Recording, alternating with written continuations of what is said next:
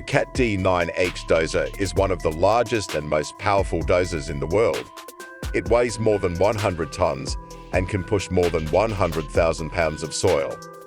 This dozer is often used for mountain leveling. The process of leveling a mountain with a D9H dozer is as follows. The dozer must first be on top of the mountain peak. This can be done using a helicopter or crane. Once the dozer is above the mountaintop, the operator will start pushing the soil down. The dozer will continue to push the soil down until the mountain is level.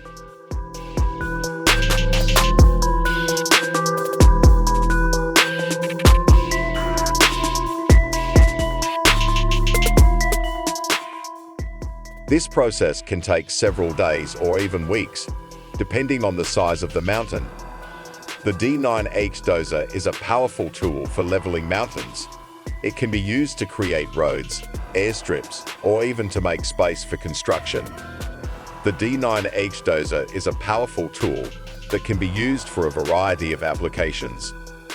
It is a valuable tool to use in large projects that require significant lifting and earth moving.